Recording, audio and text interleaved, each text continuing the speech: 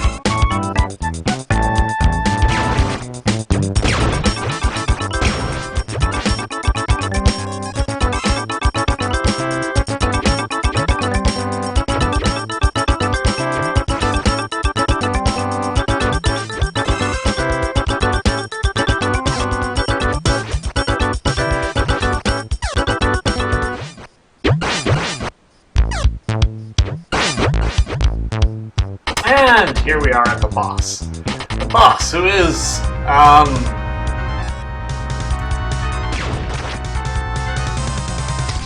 that! A giant tank with a rotary arm and a big ball on top. I do not know what to call this thing. I can call it crazy because it kind of is. I don't know its weakness, but the mine tends to work pretty well. However, there's not a lot of ammo for the mine, so I just finished off the blaster. And onward we go to the reason things are so long. This is the pyramid stage. Why we're on a pyramid on a planet that has no Egyptians that I know of? No. Your guess is as good as mine. Okay, yeah. Egyptians don't have a monopoly on pyramids. I know, but it is kind of an Egyptian-style pyramid, which is part of the thing. The problem with this stage is that it is so long. Also, I spent a lot of time trying to get that extra life, only to be thwarted by a stupid skull gel. But this stage is just so long and so confusing. Also, another cameo from the Commander Keen games. I'm fairly sure because it behaves like the little alien dudes from earlier.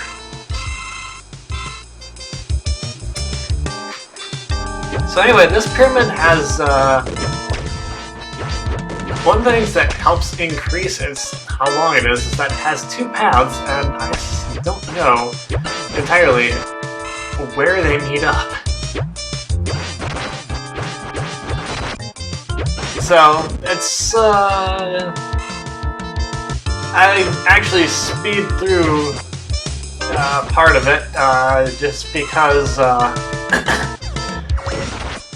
the amount of time this took me was so long that I really needed to cut it down so that I could fit it into one video. Half an hour is kind of, the desired upper limit for me. If I'm going over that, I really do want to split it up into two, because that's a lot. That's a lot to watch, I understand. Also, wasting weapons, because I still don't know what the weakness order is. Or if there even is a weakness order. Actually, I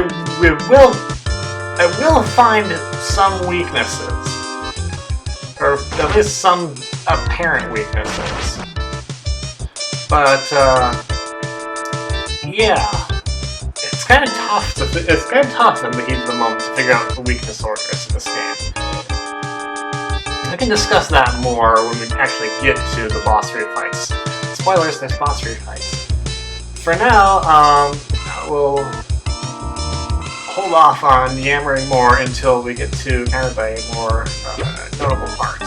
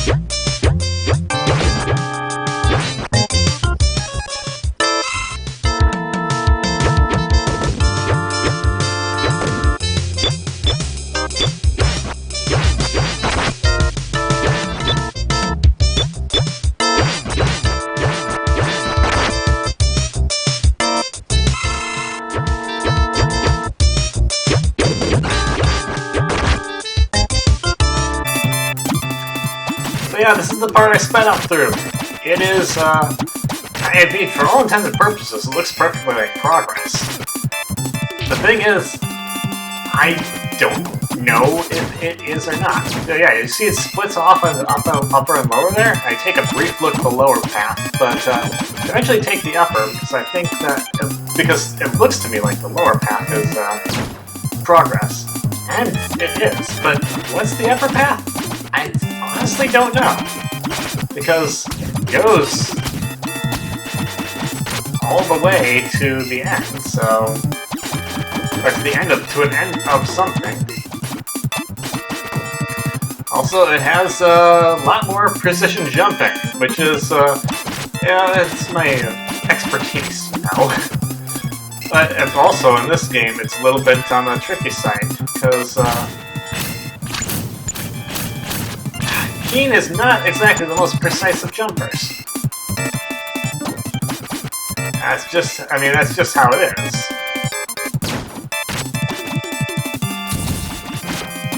And yeah, this is kind of more of a meet-up back where the lower split was, I think, but, so, yeah, you can see why I got kind of a little bit confused in this, pyramid.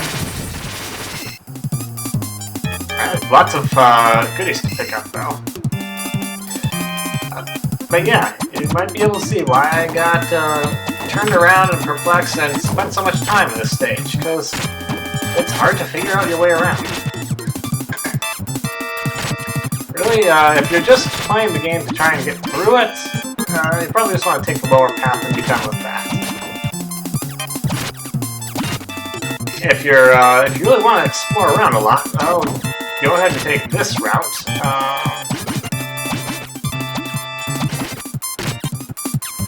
I don't know exactly where it's going to get you, but also I take a lot of hits. So yeah, I never actually go through that door. I get kind of curious about what's behind the wall and what's in the other path, and wondering where I'm supposed to go, and then die on the spikes, which kind of makes that whole question irrelevant. So from here, I'm just going to take the path that does actually lead to where I know now that I had to go. So. I'll let you guys just watch that, because there's not really that much to say about it.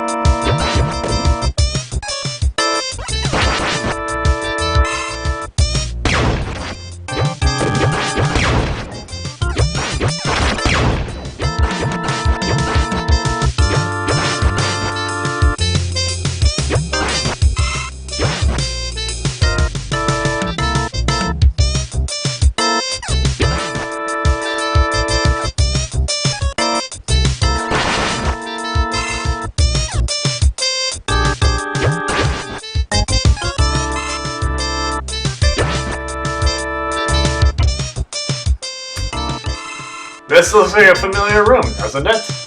Yes, it's time for boss refights. And I will just be speeding through them because, well, that's what I usually do. Even though, no, I haven't figured out the weaknesses, but... And actually, yes, it's very, very high speed because,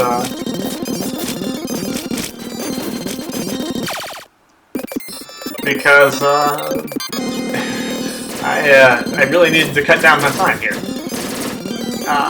But yeah, the bosses actually get a little bit tougher when you realize that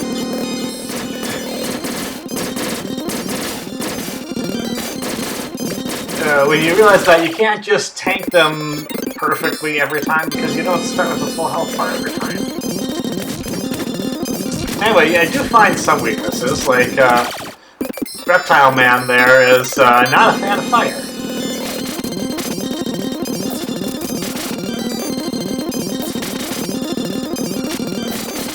And Worm Man doesn't like Reptile Man's weapon, which was kind of predictable, I guess. But I'm, however, not very good at hitting the bosses with their weaknesses. You can see I'm running out of my weapon energy quite frequently. And that's it's partly a function of how inefficient the weapons are, and partly a function of how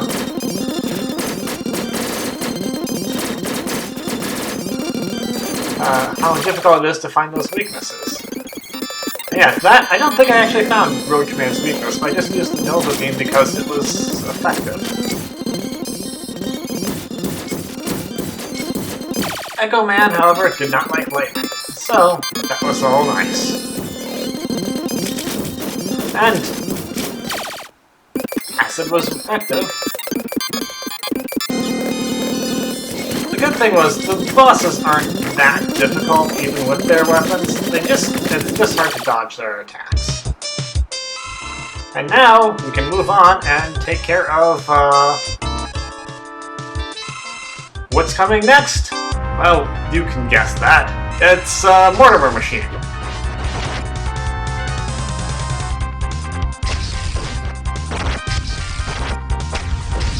And it's also kind of a pain to dodge its attacks.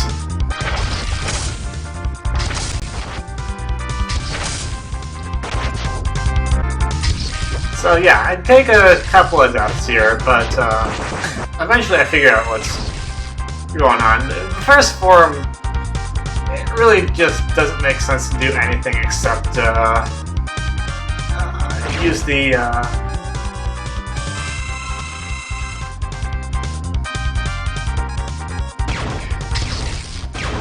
it doesn't make sense to use anything except the regular blaster. And I recovered the wrong weapon there because I was foolish.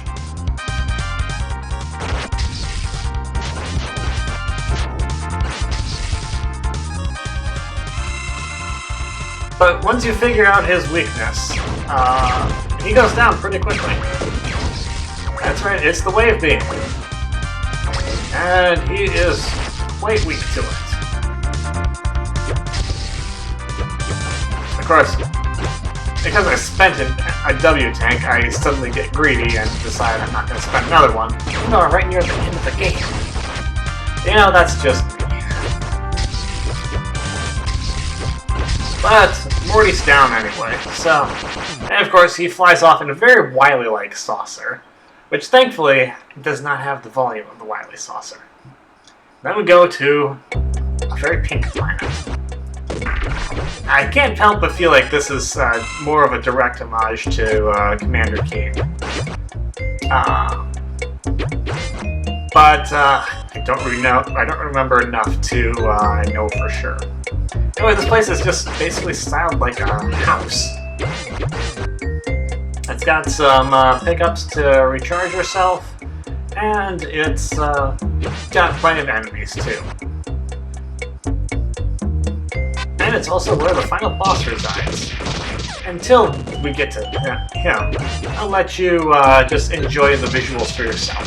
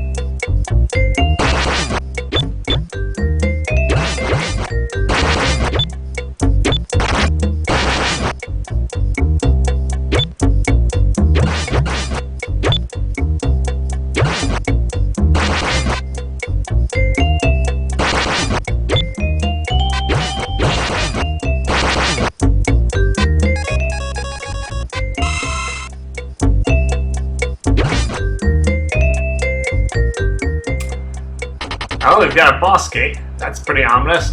We've got lots of power-ups, which is also ominous. So they're telling us that, yeah, the final boss is here and you better be prepared.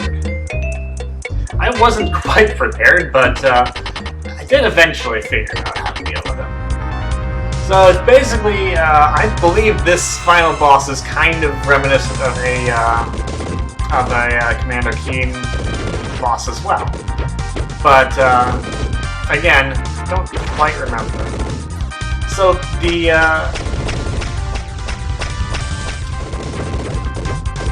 goal in this stage is to defeat all the weak points. What are the weak points? Well, the cannons are one. Can you figure out the other before I do? Let's hope you can, because it was kind of slow on the uptake there. But the biggest danger in this stage is the boots. Because yes, those are instant crush death. And you don't even get puffballs like you do with Mega Man. It just instant warps you to your death. And back to the start of the boss. So yeah, that's easily the most difficult part, is getting through those boots safely. But on the other hand, you also kind of need them, because that's how you get. They are kind of how you get onto the claw hands to get to those weak points, which I never do a really good job of dealing with them, but I do eventually. I at least have enough health to tank them. The cannons are always kind of what you want to get rid of as early as possible because they do fire at you, which makes them kind of the more dangerous thing. But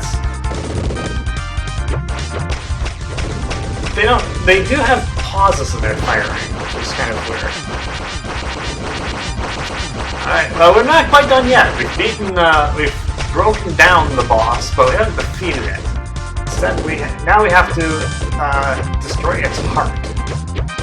Right, you must get to the heart of the matter. And it's more difficult than it seems because those legs provide barriers. And your shots are also kind of have a large hitbox.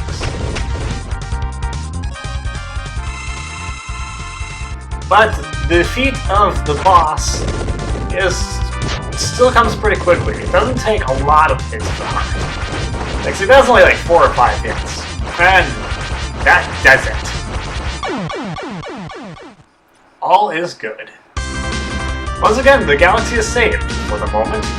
Keen couldn't find Mortimer in the wreckage of his mangling machine, but could he have escaped? Only the future will tell. Well, we'll have to see if there's a sequel. But, yeah, this was Commander Keen Robot Invasion. Fun, but, had a couple of issues. But, nothing too bad. Anyway, that's all for me for now. Until next time, this is Doc. I'll see you later.